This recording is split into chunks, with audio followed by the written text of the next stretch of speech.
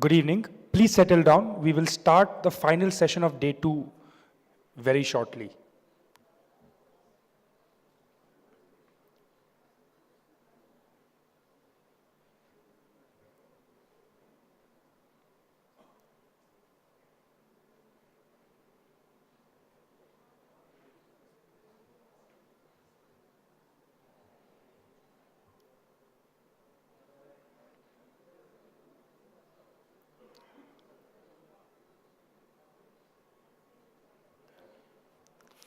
Good evening.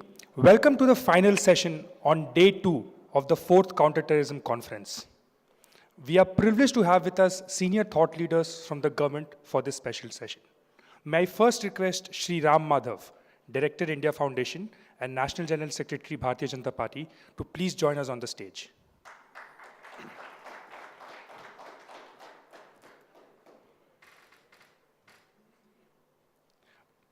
May I now request Shri Kiren Rijiju, Honorable Minister of State Home Affairs, Government of India, to please join us on the stage.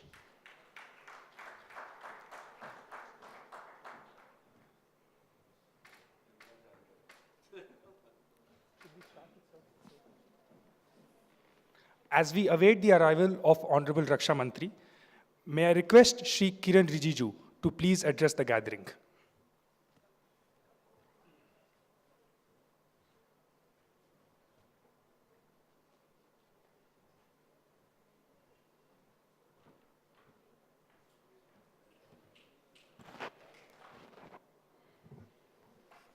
Good evening, Ramadhoji, distinguished members who have gathered here. Normally, I'm very uncomfortable when I have some papers in my hand. But since this is a very important gathering, and I believe since the first conference India Foundation organized in Jaipur 4 years back, it has come a long way. And I'm told that the participation is very encouraging. People who matter in the subject which we are battling in the world against terrorism. The minds are meeting here. I'm very happy to be part of it. And we look forward for more cooperation in the future also. When we talk about terrorism, you can hear so many things. People give different kind of definition. In different countries, people tend to perceive terrorism from their own interest, from their own angle. But we in India, the government of India is very clear. Terrorism is terrorism. There's nothing called bad terrorism. There's nothing called good terrorism.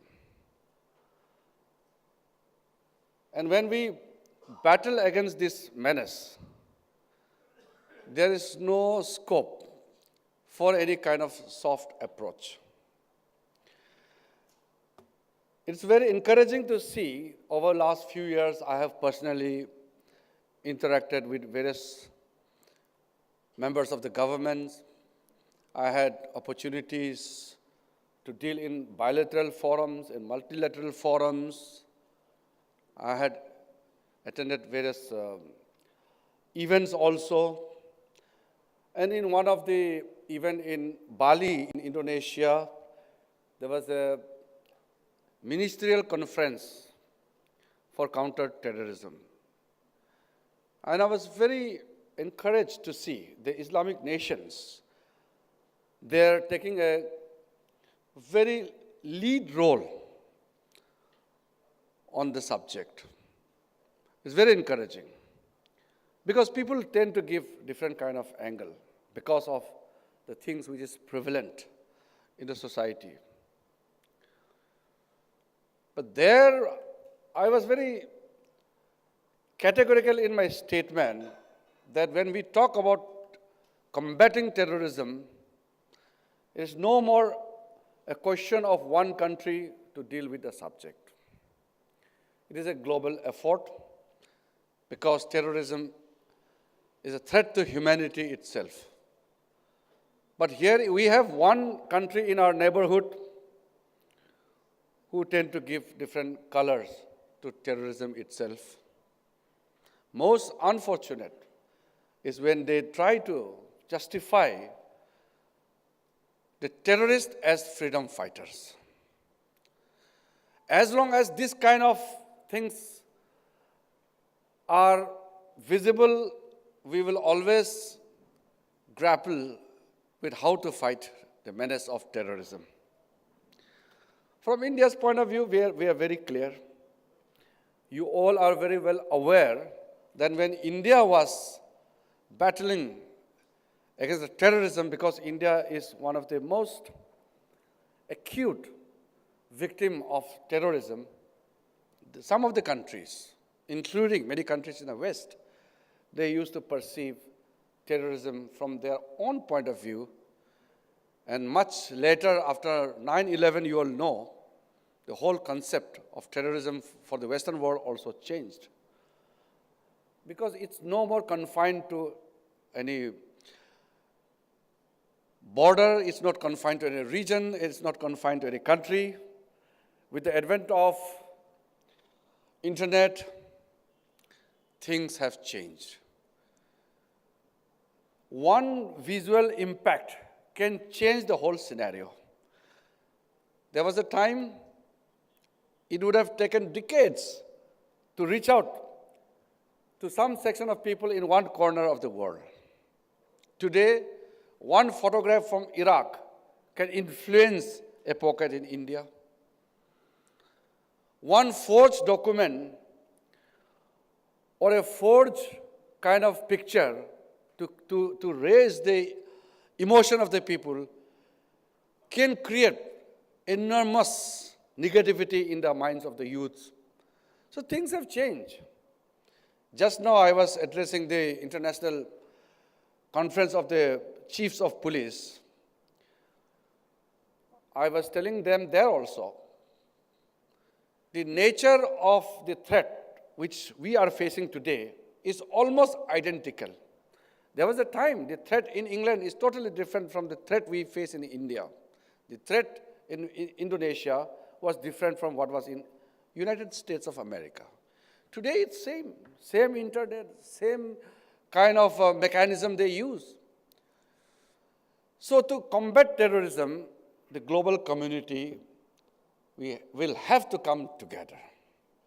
Otherwise, in piecemeal, in own country-specific approach, is not going to succeed. Financing of terror activities is the lifeline. It's good that we have laws in India, and you all are aware that in India, any proceeds of any of the terror acts,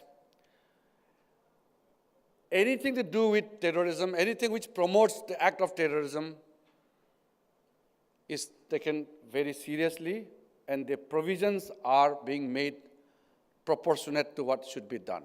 So, Government of India, talking from the legislative point of view, legal point of view, and government's intention, all are converging. There's no space or scope for any relaxation.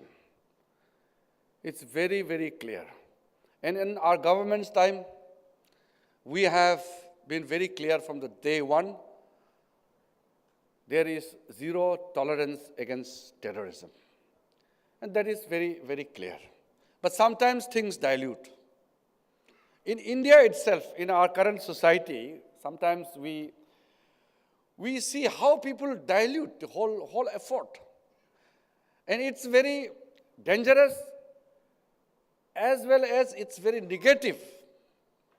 Some people even go to the extent of diluting the terrorist with human rights openly, and they take the benefit of the kind of democracy which we have. If I talk about national security, somebody will talk about human rights. Then if I say, if there is security, there will be human rights. But when it comes to national security, it should override everything. It should precede everything. But for some people, national security comes somewhere in the last stage. It doesn't mean they portray us as a people who do not give any importance to human rights. It's a universal right. Human right is a universal right. It is a fundamental right. There's no compromise on that. But we must see that society exists peacefully. But if there's no peace, where is the question of human rights? So much of, in the name of human rights, people try to create controversies. And I don't get into these controversies, but sometimes it affects the morale of our security forces. Since I'm not an expert on the subject, but since I also deal closely with the matter, sometimes I take my position very strongly. And as a member in the Council of Ministers, my viewpoint must be very categorical and very clear. I'll share this small incident on the National Human Rights Day, the World Human Rights Day. The Chief Justice of India and the entire judges of the Supreme Court, including some of the former Chief Justice of India, were there, where I was present there as a representative from the government. And I was very candid. Some of our security forces, they were combating the terrorists some 10, 15 years back. And today, the kind of harassment they are getting, somebody files petition in the names of human rights, some may genuinely have issues about not following the standard procedure of operation. There could be issues. We don't deny that. But the thing is, we should not do anything which kills the morale of our forces. That is very important for me. The morale of our security forces must be protected. We have internal mechanism within our forces, whether in armed forces, in central armed forces, appropriately, these are, well taken care of. Our system is very robust, and we believe in our system. So while speaking in that particular forum, I was mentioning that please don't forget that I am a minister dealing with security, but I am also the minister in charge of human rights. Human rights come under Home Ministry. So our responsibility is equally shared. We are very, very clear about protection of human rights. As I said, it's a universal right. It cannot be compromised with. But as a nation, we aspire to be a powerful nation. And to be a powerful nation is not to dominate anybody, but to establish our position. India as a nation always has been propounding the thoughts, anything which will create peaceful atmosphere in the world. It's not a question of a soft power or hard power. India and India's ethos are well known to the world.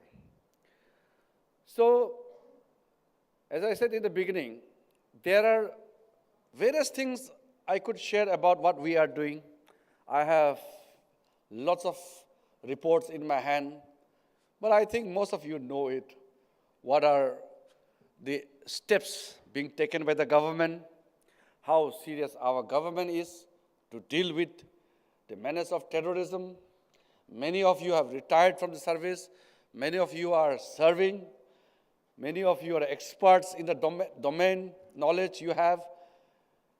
Many of you have written numbers of columns, pieces, books. So, in our Indian saying, आपका सामने में अगर मैं बहुत ज़्यादा बोलूँगा तो कोई मतलब नहीं है, क्योंकि ये सूरज के सामने में दिया जलाने वाली बात होगा. It will be lighting a candle in the broad daylight when there's a sunshine. So I will not deal about the concept, how to deal details, but I'm just sharing with you all that I personally believe in last 4 years, we have come a long way. I have personally seen how our intelligence sharing mechanism has improved from the central level to the subsidiary level in the state. Our multi-agency centers are working very well. I'm very satisfied the way in which it is being functioning. There may be political differences between the state government, central government because of different political parties, but when it comes to security, there are no differences. Agencies are working absolutely smoothly at their own levels, appropriate levels. So for that, I must congratulate our officers. They're doing a good job. At the same time, it is very difficult to claim anything these days. The world is moving at a very fast pace. So as a minister, I have to be very careful. If I claim that there is no bomb blast in the major cities of India in last 4 years, I don't want to make such kind of claims. Because, as I said, we live in a very, very risky world. But I must compliment our old agencies at different level. We've done an incredible job. We have seen, that's why I said, it is something that you can feel happy about, but one incident can demolish the entire claims. So it is very risky business. We have indeed some kind of unfortunate incidents, some tragic incidents in border areas, in central India. These are there. At the same time, we must not forget that India, such a huge country with a porous border, such kind of a different dimensional kind of a problem we face, but India is considered one of the safest country on this planet. Some of the areas are vulnerable. Our cities are safe, but there are certain vulnerable areas. We realize that. And we need to plug all those holes, fill the gaps, and these are being done. There are certain things which, when I talk to some of my counterparts from the Western world, they are amazed that the Islamic terrorism which is being seen in Middle East and many parts of the world has no profound effect in India. This is because the nature in which we have established our society and our government, it has a very important role to play. When they learn that we have about 180 million Muslim population, then I said, don't use this word that you have 180 million Muslims. Despite that, don't use this word. You will be undermining our Muslim community in India. It is not despite or in spite of. This is the nature of Indian society, whether Hindus, Muslims, Sikhs, Isai, anybody in India. The nature of Indian society is different, and this is our success story. That is why when we talk about ISIS, the numbers of Indians or Indian origins undergoing training there or remaining in their influence are countable. Most of you know the figures. So these are some of the success stories which we proudly share with our counterparts. Whereas in some of the countries where we expect the problem should be lesser, there it's compounding. And they are grappling with the situation there, especially in the Western countries. But as I mentioned in the beginning, some of the Islamic nations taking the lead role in combating this, especially the Islamic terrorism, which we discussed about at length. Very encouraging. But the whole globe needs to come together. Every country needs to come together. Even one country or one region can spoil the global efforts. We come together, but something emanates from one pocket, and it really demolishes the efforts being made over the years. That is why when we talk about stopping the cross-border terrorism, terror funding, all these issues, these are all cross-border issues. And India, the problem, homegrown problem, is almost negligible. I can say this, the homegrown problem in India is almost negligible. The problems are thrust on us. On the day of that night, November 8, when Prime Minister announced demonetization of the high denomination notes, same night itself, imagine in the various borders of India, in some of the vulnerable areas, the fake currency, which were ready to come, were rendered useless because of one announcement. And this is no mean a small thing to combat terrorism. Many people will relate it to corruption or many other things. But from fighting against terrorism point of view, this is a big blow to the terror organizations. And imagine the kind of effort they must have done after that to regroup or re-strategize, whether from the Myanmar side, from Nepal side, Bhutan side, Bangladesh or Pakistan or the coastal.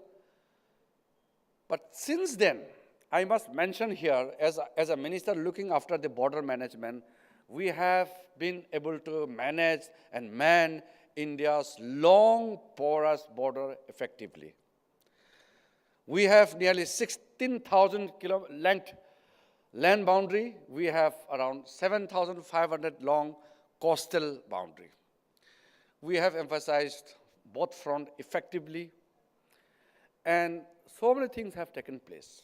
And the state governments are being empowered. And you know very well, law and order is a state subject, but anything which is considered a terror activities or which concerns national security, then it is a joint responsibility of the state and the central government. We have empowered, we have strengthened the state agencies, state bodies, various organizations. So today we can say that India's border is very safe. And about the border fencing, you all know we are doing this technological solution to create our border very, very safe and secured. Because human being has limitation. We cannot man the border physically in any form.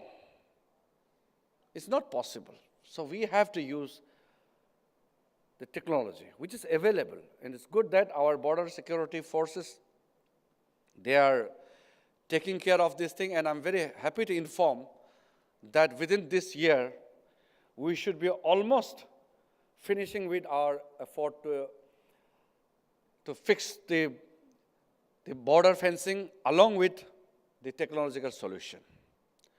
I have personally seen it. Our Prime Minister has been briefed about. Our Home Minister himself has been dealing with the subject closely. So we are securing our border. There is a separate way of doing it in the coastal region and different way of doing it in the land border. And India's land boundary is very complicated, you all know. From the vast open desert to the high mountain, snow-capped, to all those riverines and a deep forest in northeast, it's not easy. That is why when I go to the border area, I make sure that I keep the morale of our forces high.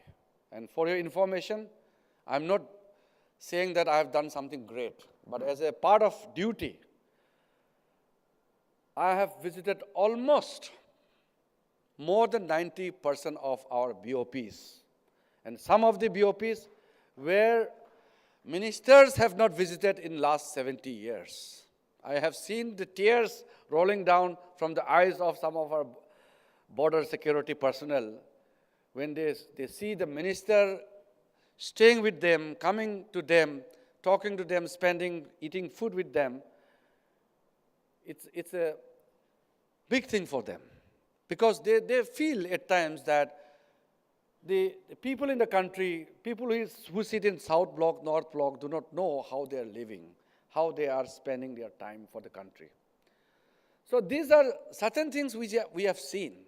We get inspiration from our Prime Minister. When our Prime Minister spends Diwali moment with our forces, when our Prime Minister gives personal hearing to the people living in a far remote corner of our border areas, it galvanizes the morale of our forces. And that is the inspiration we draw from our leader. And I feel very proud to have a team. At the same time, when government is committed, our citizens need to be involved closely. That is where I see the India Foundation managing to gather so many right-thinking people in one platform. So I must compliment India Foundation for taking up this great challenge for the national cause. Our Raksha Mantri ji has also come. Please come here. You have been announced.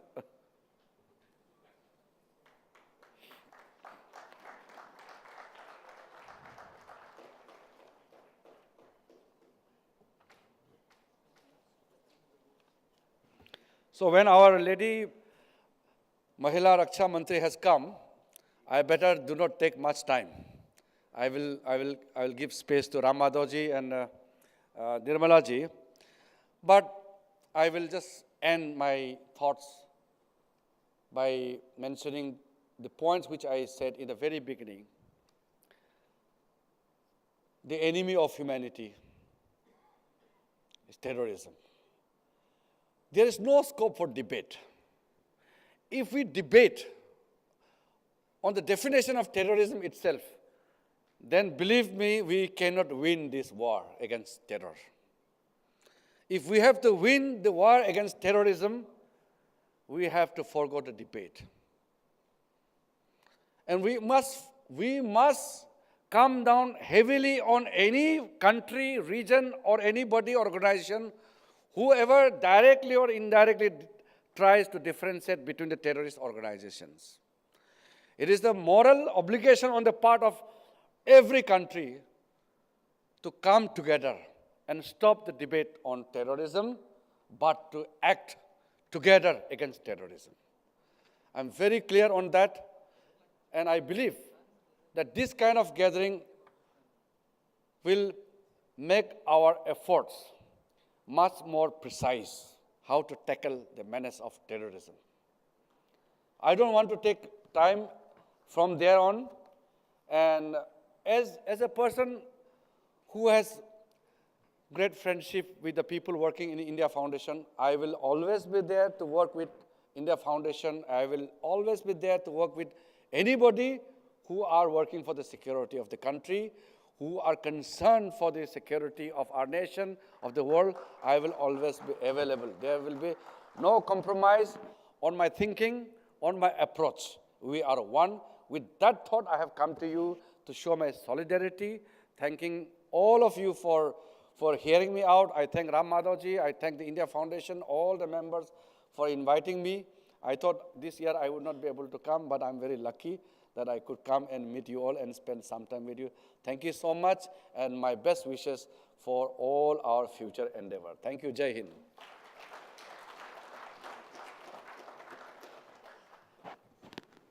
Friends, you must have realized why Kirenji was going on and on.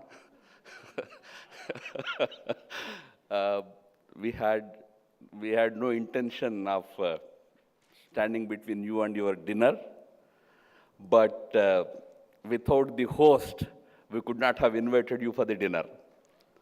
And the host is one of the most powerful ministers of our cabinet, the Raksha Mantri, Defense Minister of India, Srimati Nirmala Sitharaman ji. Naturally, being the senior most minister, she has many challenges to address on a daily basis. But today's biggest challenge that she faced was not terrorism nor defense issues, but the traffic. That delayed her a little bit, but nevertheless, we are quite happy that the Honorable Raksha Mantri, Defense Ministry is in the midst of all of us. Without any further delay, I request Honorable Minister to address all of you and as host, invite all of you for the dinner tonight. Thank you.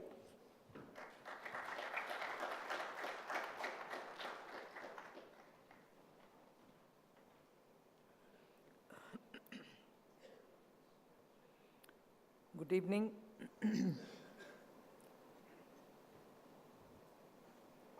As the host of tonight's dinner, I'm conscious we are getting close to the time for our dinner itself. But although I'm the host, I would certainly want to thank the India Foundation, Ram Madhavji in particular, for giving me this opportunity to be here after your 2 days of intense exchange of ideas and sharing of thoughts on counterterrorism and related measures that we need to adopt and where India stands on counterterrorism.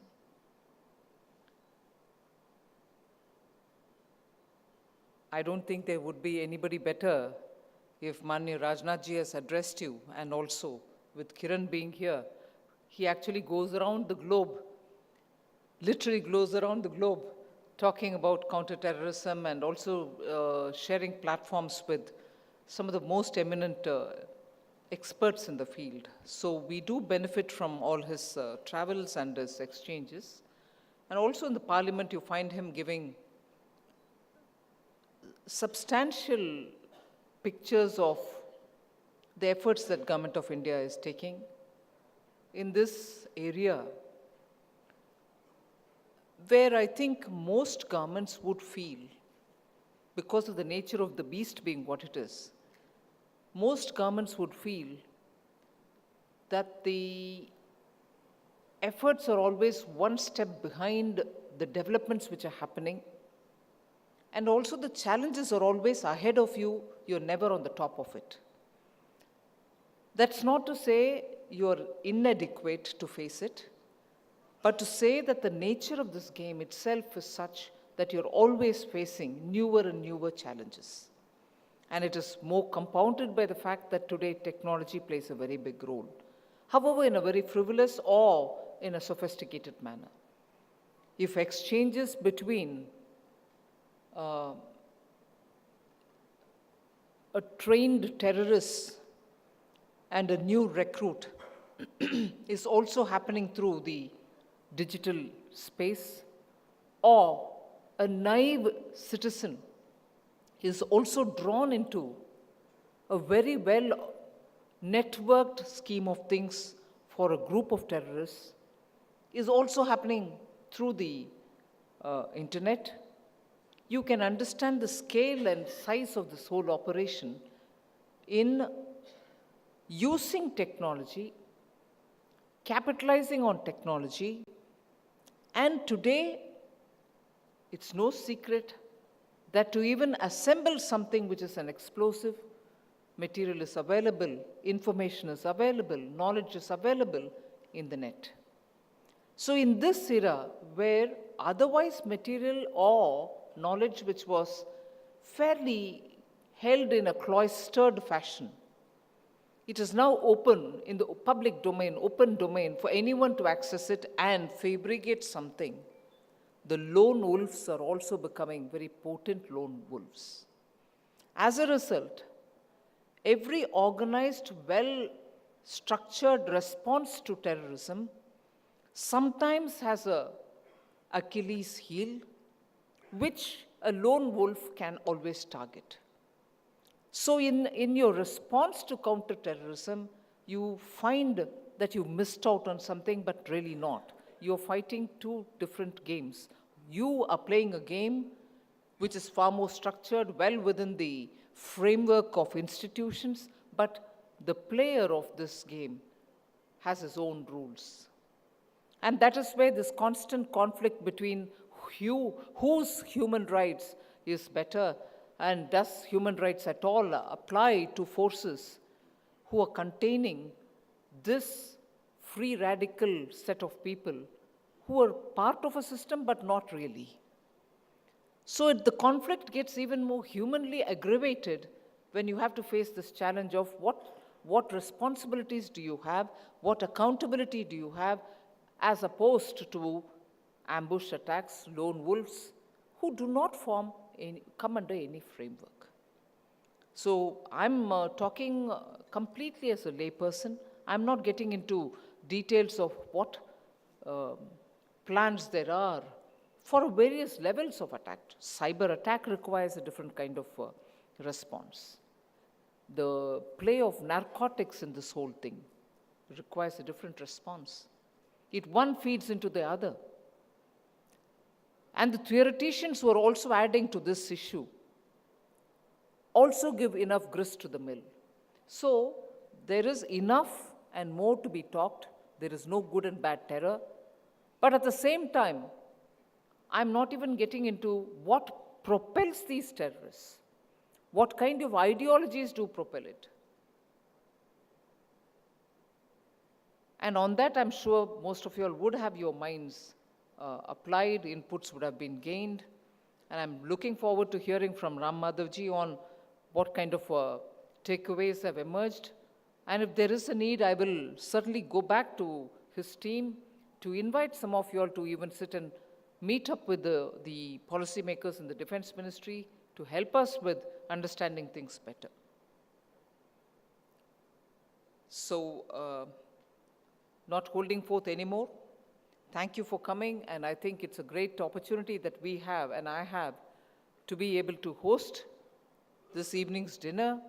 I'm sure the inputs that I would get from this meet will be of great value for me. Thank you very much. Jai Hind.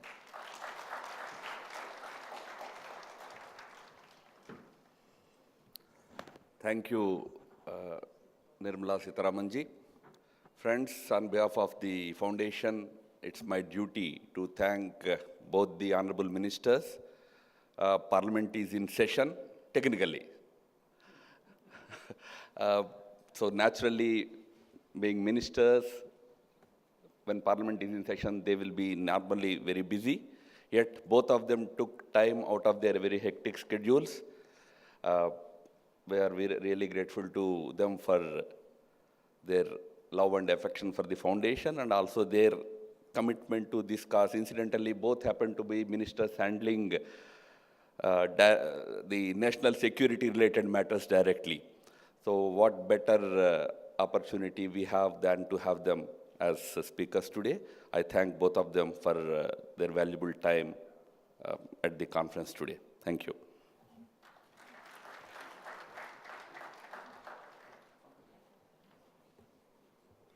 Thank you, sir. Thank you, ma'am. Before we break for dinner, may I just request Shri Ram Madhav, Director, India Foundation, to please give a token of our appreciation to Honorable Raksha Mantri. Please give her a warm round of applause.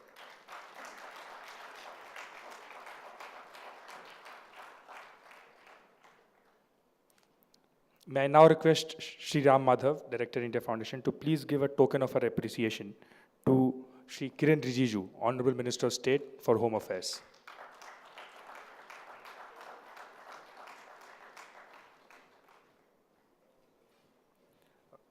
Dinner will be served at Sky Deck, and the volunteers outside will guide you towards dinner. We reconvene tomorrow morning at 9:15 a.m. for a special keynote address by General V.K. Singh, Honorable Minister of State for External Affairs, who will speak on the topic Politics of Terror. Please join us for dinner. Thank you.